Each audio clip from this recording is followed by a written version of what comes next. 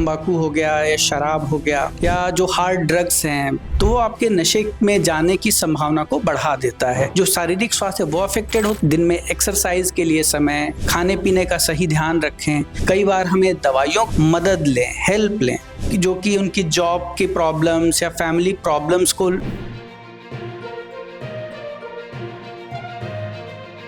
वर्तमान परिप्रेक्ष्य में मेंटल हेल्थ को मेंटेन रखना कितना जरूरी है।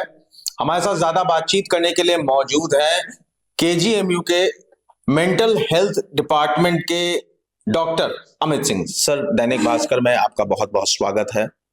मेंटल हेल्थ की अगर हम बात करते हैं तो मेंटल हेल्थ बेसिकली है क्या?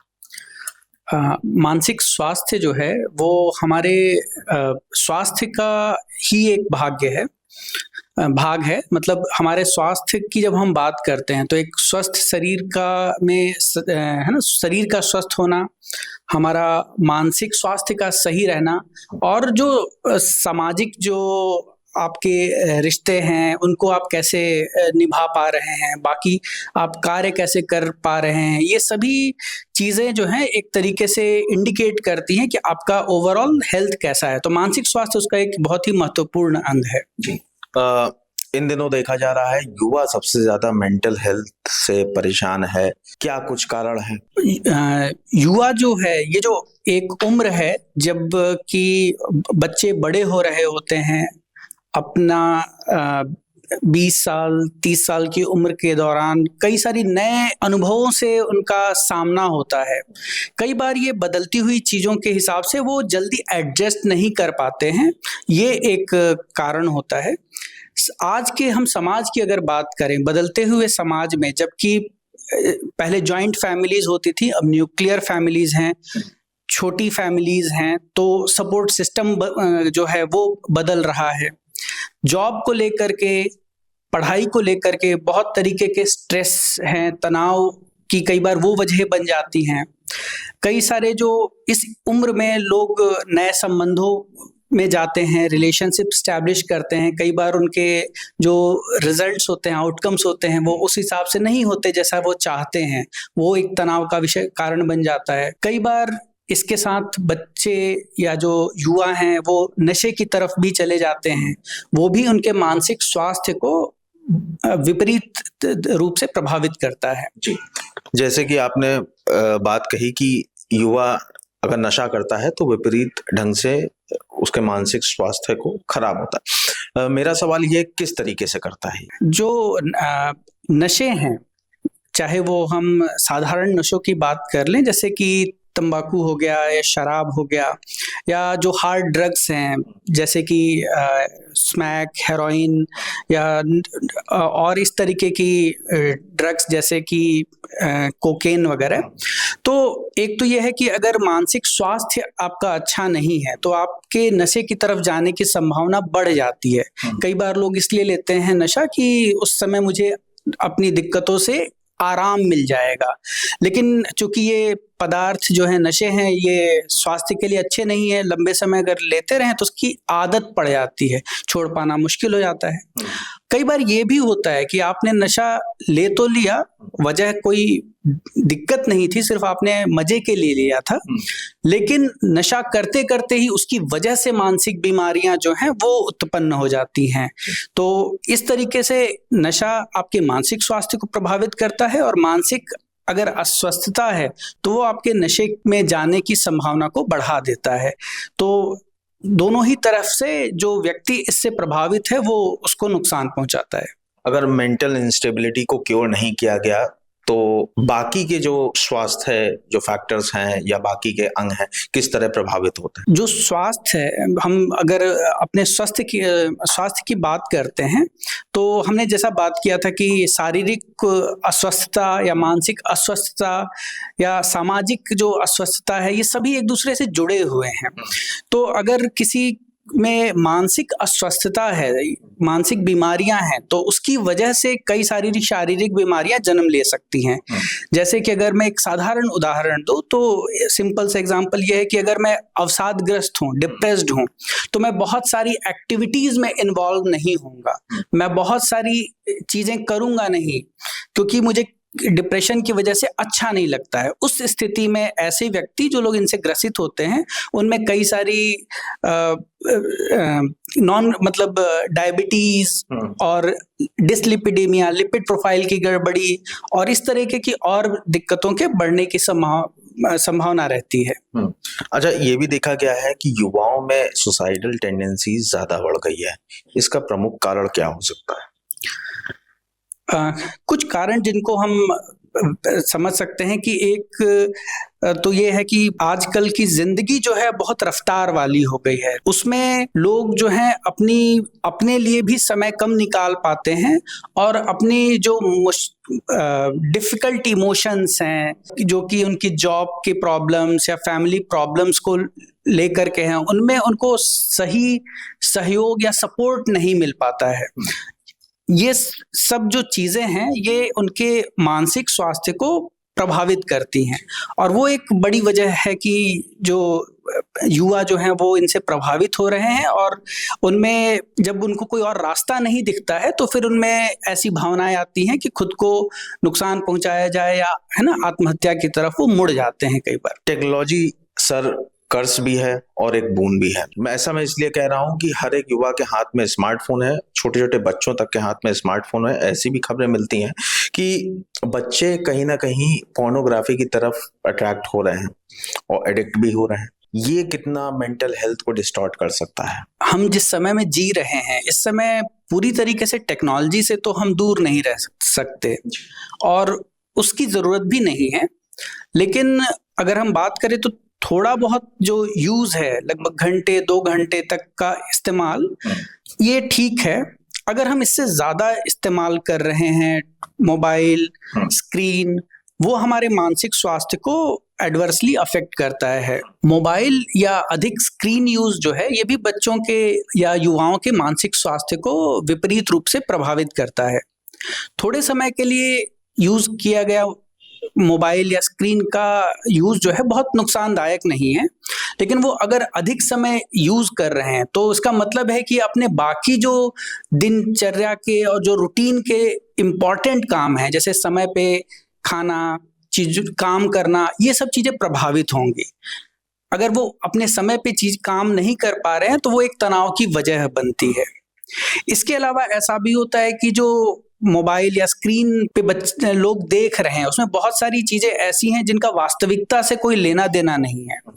तो ये दिखावे का और चकाचौंध की जिंदगी जो है उस हिसाब से लोगों की अपनी अनरीजनेबल एक्सपेक्टेशंस होती हैं और फिर वो उनके अपने तनाव का कारण बन जाता है। इसी तरीके से कई सारे लोग पोर्नोग्राफी की तरफ भी मुड़ते हैं, खासतौर पे युवा लोग। वहां पे भी जो उस समय तो क्षणिक एक्साइटमेंट होता है, लेकिन कई बार वो भी उनके अनरीजनेबल एक्सपेक्टेशंस होते हैं जो कि वास्तविक जिंदगी में चीजें संभव नहीं है। वो भी उनको कई बार उनके तनाव का कारण बनता है।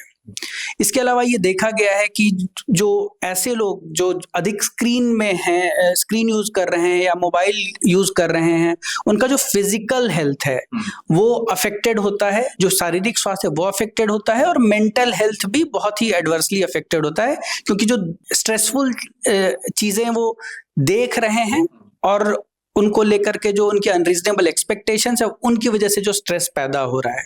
साथ में नींद की समस्या होना, देर रात तक इस मोबाइल और स्क्रीन के इस्तेमाल करने की वजह से नींद में दिक्कतें होती हैं। तो ये सभी कुल मिलाकर के लोगों के मानसिक और शारीरिक स्वास्थ्य को एडवर्सली अफेक्ट करते हैं।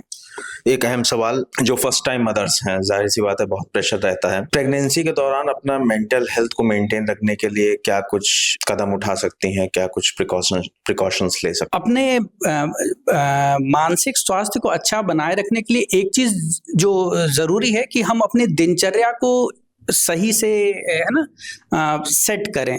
सोने का समय, जगने का समय, दिन में एक्सरसाइज के लिए समय, अपने एंटरटेनमेंट के लिए समय, खाने पीने का सही ध्यान रखें। ये जो आम चीजें हैं सभी के लिए सामान्य रूप से एप्लीकेबल हैं। सबको इन चीजों पे ध्यान देना चाहिए। जो प्रेगनेंसी है उसमें हो सकता है कि फिजिकल एक्टिविटी बहुत ज़्यादा ना हो, और उस समय अपने आप को एंगेज रखने के लिए जो हेल्दी स्टाइल से, जैसे किताबों को पढ़ना, उसमें बहुत फिजिकल एक्टिविटी नहीं है लेकिन वो उनको अच्छा महसूस करा सकता है। अपनी क्षमता के हिसाब से एक्सरसाइज करना, अगर शरीर स्वस्थ रहेगा तो मानसिक स्वास्थ्य भी अच्छा रहेगा। तो ये कुछ चीज़ें जो हैं वो ध्यान में रख सकती हैं।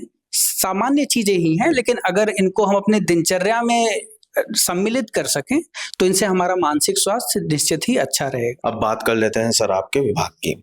अधिकतर जो आप मरीज देखते हैं, जो यहाँ पे मरीज आते हैं, किस तरीके से ग्रसित होते हैं और किस तरीके से आप उनका उपचार करते हैं या काउंसलिंग करते हैं? हमारे विभाग में हर तरीके के मानसिक बीमारियों से ग्रसित लोग आते हैं, चाहे वो सामान्य मानसिक बीमारियां जैसे कि एंजाइटी या डिप्रेशन हो, या फिर गंभीर मानसिक बीमारियां जैसे साइकोसिस, स्किज़ोफ्रेनिया, ऑब्सेसिव कंपल्सिव डिसऑर्डर, या इवन नशे की जो विभिन्न प्रकार के नशे होते हैं उनसे ग्रसित लोग भी आते हैं। इलाज की जो पद्धति होती है ये वो इंसान किस बीमारी से ग्रसित है उस हिसाब से निर्धारित की जाती है।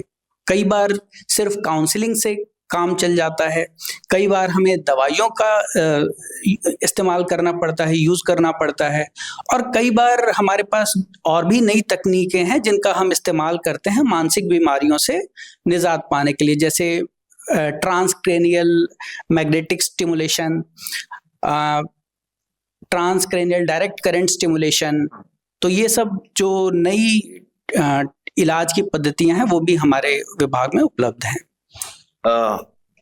तमाम व्यूअर्स आपको सुन रहे हैं दैनिक भास्कर के, क्या कुछ संदेश देंगे कि वो अपने मानसिक स्वास्थ्य का ध्यान रखें और क्या कुछ प्रिकॉशंस लें? एक जो हमारा जीवन है उसमें हमें एक शेड्यूल करना कि हमारा सोने का, जगने का, दिन में जो विभिन्न क्रियाएं करेंगे उनमें एक स्ट्रक्चर रखना बहुत जरूरी है। दूसरा चीज जरूरी है कि अपने लिए समय, कि एक मेरा समय दिन में ऐसा हो जब मैं रिलैक्स कर सकूं, अपने आप को समय दे सकूं। फिर एक्सरसाइज वो हमें अपने दिनचर्या में जरूर इनकॉर्पोरेट करना चाहिए, क्योंकि फिजिकल हेल्थ, मेंटल हेल्थ काफी हद तक एक दूसरे को प्रभावित करते हैं। इसके अलावा ये भी जरूरी है कि अगर किसी समय हमें ऐसा महसूस होता है कि हमारा स्ट्रेस जो है, एंजाइटी है या लो मूड, ऐसी समस्याएं कुछ हैं जो मैं मैनेज नहीं कर पा रहा हूं, तो उसके लिए मदद लें, हेल्प लें। आपकी दिक्कतों के हिसाब से अगर आपने सही समय पे हेल्प लिया है, हेल्प मिल गई है, तो दिक्कत आगे नहीं बढ़ेगी। समस्या तब आती है जब हम कई बार चीजों के लिए हेल्प नहीं लेते हैं, अपना हेल्प लेना डिले कर देते हैं। उस वजह से दिक्कतें जो हैं कई बार बढ़ जाती हैं और फिर कई सारे एडवर्स आउटकम्स होते हैं। तो किसी भी काउंसलर, साइकोलॉजिस्ट या साइकियाट्रिस्ट के पास अगर आपकी दिक्कतें नहीं मैनेज हो रही हैं तो आप हेल्प ले लें, और आपकी ज़रूरत के हिसाब से फिर आगे जो है ये जो हेल्थ केयर प्रोवाइडर्स हैं वो आपको डायरेक्ट कर देंगे कि क्या आपके लिए ट्रीटमेंट सही है, किस तरीके का ट्रीटमेंट सही है, और आपको समय रहते दिक्कत बढ़ने से पहले दिक्कत से छुटकारा मिल जाएगा। कोई रीसेंट रिसर्च या रीसेंट इनिशिएटिव जो विभाग द्वारा लिया गया? हमारे विभाग में रेगुलरली साइकियाट्रिक इलनेसेस से रिलेटेड रिसर्चेस होते रहते हैं। डिप्रेशन में हमारे यहाँ से जो रिसर्चेस हुए हैं कुछ नई टेक्निक्स को यूज़ करते हुए, जैसे ट्रांसक्रेनियल डायरेक्ट करंट स्टिमुलेशन, तो उसमें ये देखा गया कि दिक्कतों को हम जो है TDCS जैसी सिंपल मशीनों को यूज करके भी हम मैनेज कर सकते हैं। अगर कोई व्यक्ति दवाई ना लेना चाहे तो इस तरीके की भी टेक्निक्स हमारे पास अवेलेबल हैं। हम और रिसर्चेज इस तरीके की भी कर रहे हैं कि जो लोग रिस्क पे हैं, जिनको कि कोई मानसिक बीमारी हो सकती है, तो हम अभी उनको हुई नहीं है लेकिन वो रिस्क पे हैं, तो उन पे हम कुछ स्टडीज कर रहे हैं जिनसे कि देखेंगे कि दिक्कत अधिक बढ़ने से पहले क्या हम इन टेक्निक्स को यूज करके उनको रोक सकते हैं। तो मानसिक स्वास्थ्य बेहद जरूरी है। मानसिक स्वास्थ्य को बरकरार रखना बेहद इसलिए जरूरी है क्योंकि इससे आप निरोगी काया के मालिक बनेंगे। कैमरामैन साकेत के साथ मैं सचिन तिवारी, दैनिक भास्कर, लखनऊ। राजनीति हो या क्रिकेट, देश विदेश की ब्रेकिंग हो या आपके मोहल्ले की बड़ी खबर, सब मिलेगा एक ही ऐप में, सबसे तेज और भरोसेमंद। अभी डाउनलोड करें दैनिक भास्कर डिजिटल।